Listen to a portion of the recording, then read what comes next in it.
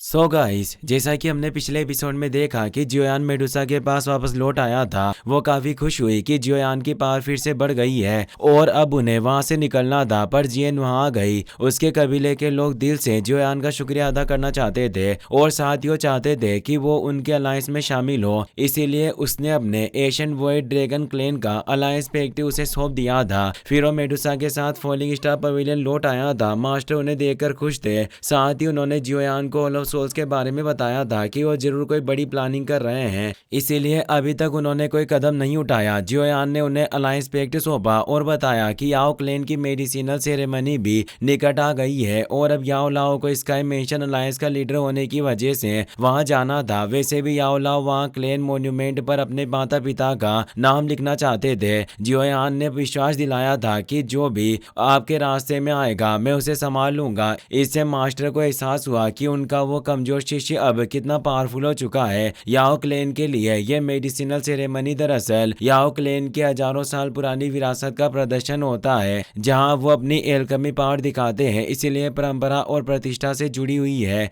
दुनिया भर के सभी पिल एल्केमिस्ट के लिए ये अपनी कला आजमाने का सबसे बड़ा मंच है और खुद को पार करने का भी एक बड़ा मौका। ऐसे महान ग्रेट इवेंट में कोई भी याओ क्लेन की इस महान एल्केमी टेक्निक को अपनी आंखों के सामने देख सकता है और यही डूक्यू कॉन्टिनेंट के सबसे महान पिल एल्केमिस्ट का जन्म स्थान भी माना जाता है। अब हमें जियोयान के शिप को दिखाया जाता है, जिसमें जियोयान अपने मास्टर याओ लाओ के साथ कई दिनों से लगातार याओ क्लेन की तरफ बढ़ रहा था। इस बीच वो दोनों बैठकर कल्टिवेशन कर रहे थे। तभी जियोयान को एहसास होता है कि उसके मास्टर को कोई परेशानी हो रही है। उन्हें कल्टिवेशन के दौरान अपनी पुरानी आदत सताने लगती है। जब वो पहली बार याओ क्लेन में पिल रिफाइन कर रहे थे तब वो अपना पूरा जोर लगा रहे थे, इसीलिए उसे छोटे याओ लाओ का शरीर पूरी तरह से कांप रहा था। तभी उसके पिता वहां पीछे आ जाते हैं। वो उसे समझाते हैं कि पिल रिफाइनमेंट में सब कुछ माइंड सेट यानी मनोबल पर डिपेंड करता है। अगर मन जल्दबाजी करेगा तो फ्लेम भी बेचैन हो जाएगी यानी भड़कने लगेगी। इसलिए शांत हो जाओ, मन को स्थिर करो और अपने मन से अपने हाथ में मौजूद फ्लेम को इन हब्स के साथ मिलाओ।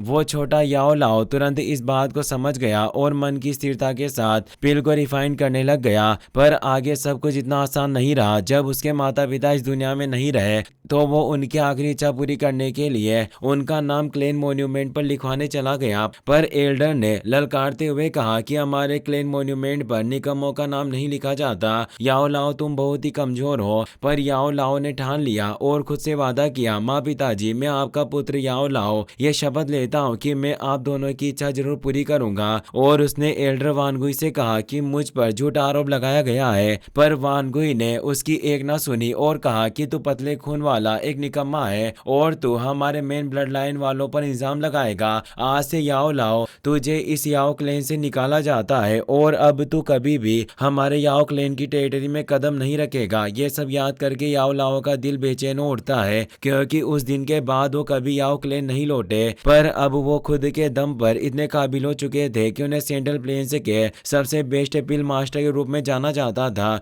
जियोयान अपने मास्टर को घबराया हुआ देखकर कहता है, मास्टर आपको क्या हुआ है? पर वो कहते हैं कि कुछ नहीं, मैं ठीक हूँ। तभी मास्टर याओ लाओ देखते हैं कि वो याओ क्लेन की टेरिटरी में पहुंच चुके हैं। वहां पहाड़ों के किनारे बने हुए काफी सारे खेत थे जहाँ कई तरह की सब्जी की खेती की जाती थी। यह जगह बेहद खूबसूरत थी और इस हवा में सांस लेकर याओ लाओ खुद को तरोताजा महसूस करते हैं। जियोयान कहता है कि यहाँ कितनी ज्यादा dense heaven and earth energy है। इस पर याओ लाओ कहते हैं इसे शेन नोंग माउंटेन रेंज कहा जाता है। हमारे याओ क्लेन के एक एंसेस्टर ने पूरे 100 साल लगाकर इसे इतना ज्यादा उपजाऊ बनाया था। भले यहाँ रहकर पिल रिफाइनमेंट सीखनी हो या ट्रेनिंग लेनी हो, दोनों ही इस जगह पर कई ज्यादा तेजी से बढ़ती है। जियोयान कहता है कि याओ क्लेन ने वाकई बहुत अच्छी जन्मभूमि पाई है। इसमें कोई आश्चर्य नहीं कि इतने सारे कमाल के पिल एल्केमिस्ट यहीं से पैदा होते हैं। याओ लाओ कहते हैं कि तूने ठीक कहा। तभी वहाँ खेत में काम कर रहे एक महिला किसान के बच्चे उड़ने वाले जहाज को देखकर काफी खुश हो जाते हैं और हाथ हिलाने लगते हैं। याओ लाओ बताते हैं ये हर्ब फार्मर है। ये कई पीढ़ियों से मेन ब्लड लाइन के लोगों के लिए इन खेतों की देखभाल करते हुए आए हैं। वो बच्चे खुशी से अपनी माँ से कहते हैं, देखो जहाज कितनी ऊंचाई पर उड़ रहे हैं। वो महिला जब उन शिप्स को देखती है तो वो भी खुश होकर कहती है, लगता है पिल सेरेमनी के लिए मेहमान आने शुरू हो गए हैं। और अब जियोयान पीछे देखता है तो वहाँ अब सैकड़ों शिप आने लग गए थे। जियोयान ये देखकर हैरान हुआ हुआ और कहता है कि क्या इतने सारे लोग यहाँ पर इस मेडिसिनल सेरेमनी के लिए आ रहे हैं। याओ लाओ कहते हैं कि मेडिसिनल सेरेमनी याओ क्लैन का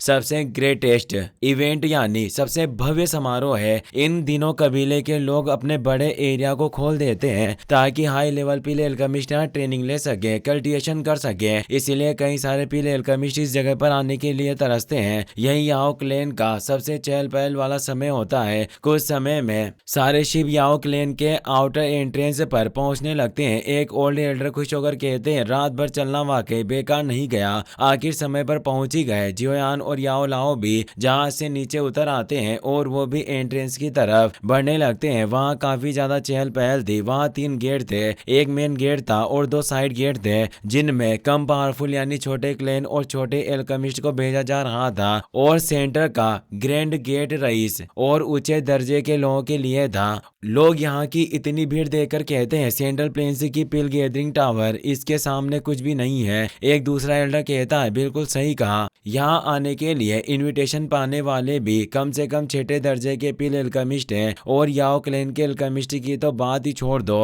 अगर यहाँ के 1-2 एल्केमिस्ट से भी थोड़ी बहुत जान पहचान हो गई तो हमारे सेट का फ्यूचर पूरी तरह से सिक्योर हो जाएगा। जियोयान ये देखकर खुश हो ही रहा था कि तभी वो देखता है कि सामने सेंटर वाले गेट पर जो गार्ड मौजूद था वो उस ओल्ड मैन की बेइज्जती करने लगता है। वो उसका इनविटेशन लेटर दूर फेंक देता है और कहता है, बुड्ढे तेरी आंखें कमजोर हो गई है क्या? तुझे नजर नहीं आ रहा कि छोटे सेट के लोग साइड से अंदर जा रहे हैं? ये बीच वाला रास्ता तुम लोगों के लिए नहीं है। तो ओल्ड मैन बड़े प्यार से कहता है, मैं बस पहली बार इस मेडिसिनल सेरेमनी में आया हूँ इसीलिए मैंने ध्यान से देखा नहीं। और जाने लगता है तो गार्ड ताना मारते हुए कहता है, वास्तव में देहाती गंवार लोग जाने कहां से उठकर चले आते हैं। इस पर साइड से जाने वाले लोगों में से एक नौजवान भड़क उठता है, आखिर तुम्हारी हिम्मत कैसे हुई ये कहने की? इस पर गार्ड उसे कहता है, चुपचाप लाइन में लग जाओ, अगर एक कदम भी हिले तो अंदर नहीं घुसने दिया जाएगा। जिससे उन्हें गुस्सा आने लगता है पर एक लड़का धैर्य से समझाता है कि ये कड़वी बातें सहन करना ही बेहतर होगा, अंदर जाकर देख पाना ही एक बड़ा सौभाग्य है।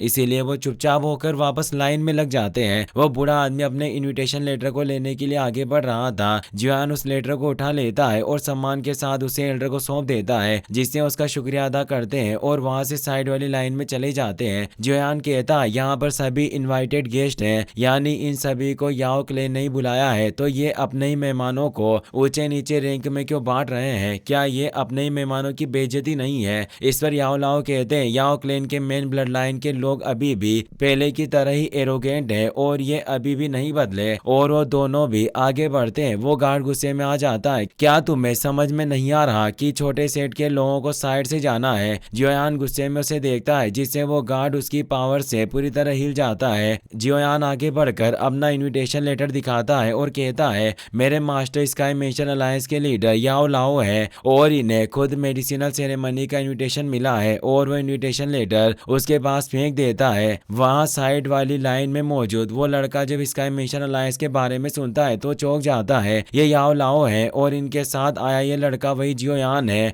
जिसने होल ऑफ सोल्स के होल मास्टर को हरा दिया था। याओ क्लैन से निकाले गए याओ लाओ ने 0 से शुरुआत की थी और अब ये एक ग्रेट अलायंस के लीडर बन गए हैं और ऊपर से इनके पास इतना पावरफुल शिष्य भी है। वास्तव में ये रिमार्केबल है। जियोयान उस गार्ड से पूछता है, क्या हुआ? तो सम्मान दिखाते हुए वो इनविटेशन लेटर लौटा देता है और उन्हें अंदर पधारने को कहता है। जिसके बाद जियोयान याओ लाओ के साथ एंट्रेंस गेट की तरफ बढ़ जाता है। याओ क्लैन ऊंची ऊंची पहाड़ियों पर बसा एक कमाल का कबीला था जहां आज बाजार में काफी चहल पहल थी। जियोयान भी अपने मास्टर के साथ उस बाजार में घूम रहा था। वहां काफी सारी शॉप्स मौजूद थी। इसी बीच एक शॉप पर एक फरने से बड़े बच्चे खेलते हुए पिल्स प्राप्त करते हैं। याओ लाओ ये सब देखकर निराश हो जाते हैं क्योंकि वहाँ कुछ भी अच्छा नहीं था और अब वो मेन हॉल की तरफ बढ़ते हैं। पर वहाँ याओ वानगुई भी अपने सभी शिष्यों के साथ मौजूद था जिसकी नजर याओ लाओ और जियोयान पर पड़ जाती है। वो कहता है कि मैं सोच ही रहा था कि गेट पर अभी हाल ही में कौन हंगामा कर रहा था तो ये तुम दोनों निकले। जियोयान को याओ वानगुई को देखकर गुस्सा आता है। वानगुई कहता है, याओ लाओ मुझे सच में हैरानी हो रही है कि तुम जैसे कुल से निकाले गए आदमी आज भी मुंह उठाकर वापस लौट आए हो। तभी उसके साथ आया एक शिष्य मजाक उड़ाते हुए कहता है,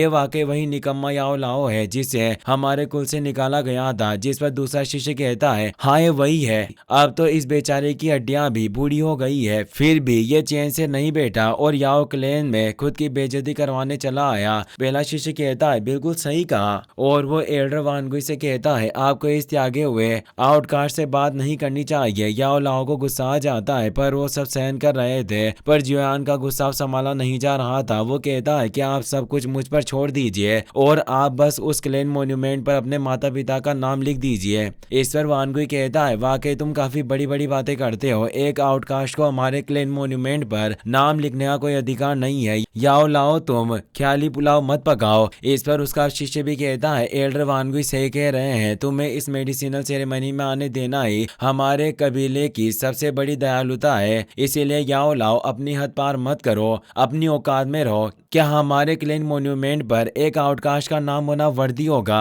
पहला शिष्य वानगुई से रिक्वेस्ट करते हुए कहता है, क्यों ना आप यहाँ से सीधे एल्डर काउंसिल में जाए और इन दोनों को बाहर निकलवा दें। जियोयान का गुस्सा बढ़ने लग गया था। इसी के साथ ये एपिसोड यहीं खत्म हो जाता है। वीडियो पसंद आया हो तो अपने दोस्तों के साथ शेयर करें। साथ इस वीडियो को लाइक करने के साथ साथ चैनल को सब्सक्राइब जरूर कर लें। Thanks for watching.